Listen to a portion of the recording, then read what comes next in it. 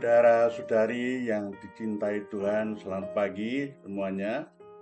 Dalam kesempatan ini, kami sampaikan renungan berdasarkan sabda Tuhan, liturgi hari Sabtu, tanggal 17 September 2022. Di sana Tuhan bersabda, sekalipun mendengar mereka tidak mengerti. Dalam Lukas bab 8 ayat 4-15. Ucapan seperti ini sudah diperdengarkan oleh Tuhan dalam penugasan nabi-nabi di Perjanjian Lama.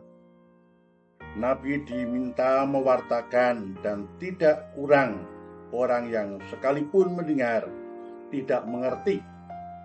Mereka itu orang yang keras tengkuk. Rahmat Tuhan tidak akan memaksa. Betapapun Tuhan mengendaki keselamatan manusia, namun Tuhan mengendaki itu dengan membiarkan manusia memilih dengan kebebasannya. Sebab hanya itulah keselamatan yang layak bagi manusia. Bukan dipaksakan, tetapi dipilih dan dikehendaki oleh manusia itu sendiri. Memang dengan membiarkan manusia tetap menggunakan kebebasannya ada bahaya. Bahwa sengaja orang mau menutup mata, menutup telinga, juga mata hati. Di situ lalu bisa terjadi karena kesengajaan ini orang memandang tetapi tidak melihat, sekalipun mendengar mereka tidak mengerti.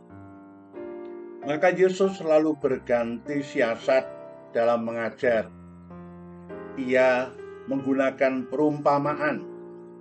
Dan banyak dalam kitab suci Tuhan menggunakan perumpamaan-perumpamaan.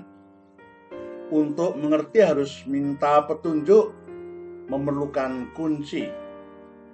Yang mau minta petunjuk itu pertanda hatinya tersentuh, ingin mendengar penjelasan supaya mengerti. Orang itu bisa dinilai memiliki niat dan kemauan untuk mengerti. Saudara-saudariku yang terkasih, dalam kitab suci makna itu sudah dijelaskan secara runtut dan gamblang mengenai benih yang ditabur. Benih itu sabda Allah. Yang jatuh di pinggir jalan akan segera menguap, tidak berbekas, dan tidak menambah kedalaman iman. Artinya sikapnya juga tidak akan berubah. Yang jatuh di tanah berbatu bagaikan orang yang bersukacita karena firman, namun hanya sekejap. Kebiasaan lama akan kembali lagi. Banyak orang ikut rekoleksi, misalnya retret, seminar, workshop mengenai hidup rohani. Nampak berkubar dan bergembira, bahkan sharing ke sana kemari. Namun api interiornya cepat padam, tidak mendalam, mudah terpengaruh hal yang buruk. Yang jatuh di semak berduri bagaikan orang yang masih menyimpan kekhawatiran akan kekayaan dan kenikmatan hidup. Kepentingan duniawi menghimpitnya sehingga terus terjadi pergulatan. Muncul keraguan untuk bersikap, bahkan bisa memunculkan sikap munafik. Pertanyaannya, saudara-saudari, apakah sudah ada orang yang disebut sebagai tanah yang berdisposisi subur? Yakni rahmat Allah tumbuh dalam diri seseorang karena hidupnya sudah sampai pada tataran kesempurnaan tertentu. Yang nyata sebetulnya, keempat terminal jatuhnya sabda Allah itu terjadi pada satu orang yang sama. Karena manusia begitu lemah, begitu rapuh, bahkan mudah sakit, sehingga tidak bisa berjaga-jaga sepanjang hari. juga sepanjang masa. Masih ada lubang-lubang kekosongan, sehingga sabda itu lewat begitu saja. Namun manusia beriman memiliki juga keutamaan dan niat untuk memperdalam hidupnya dengan memeluk sabda dalam hatinya, sehingga sabda tumbuh subur dalam dirinya. Dalam kehidupan sehari-hari, terasa Tuhan mengingatkan, menolong, dan menghibur, sehingga sabda itu merasuk jiwa dan mengubah semangat dan perilaku hidup.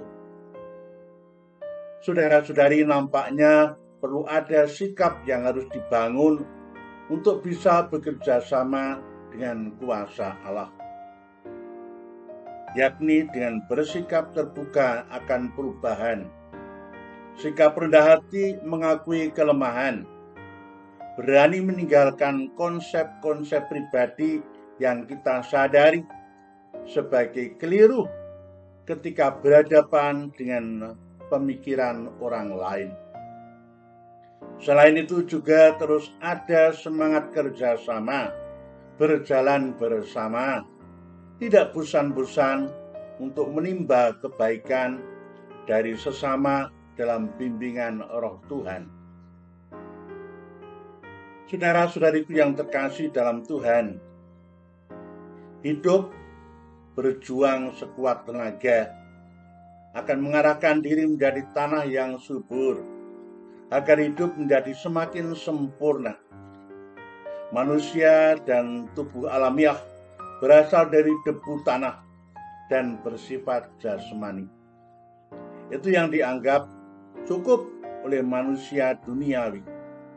Tetapi kita diberi lebih oleh Kristus, dijadikan manusia surga karena kerohanian yang diberikan kepada kita, kekuatan yang tidak dari dunia ini saja, yang mengarah kepada peningkatan rohani, maju dalam kebaikan menuju kesempurnaan.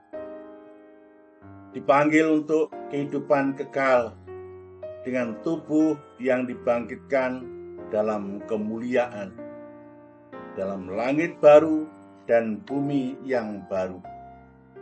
Hidup di dunia sekarang ini lalu menjadi hidup sementara, tidak pernah dapat mencukupi segala kebutuhan manusia,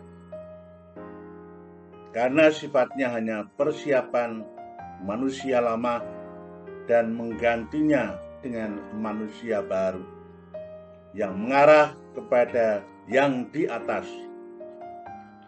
membangun bahan yang dapat menjadi bekal dalam penampilan langit baru dan bumi baru di alam kebangkitan.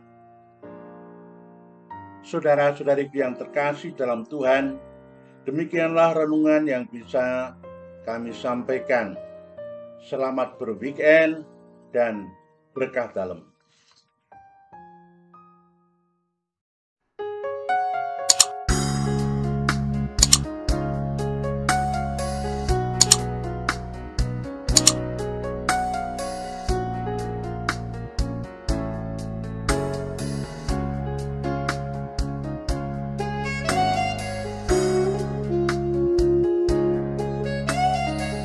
Sahabat Rema, sampai jumpa dalam program berikutnya.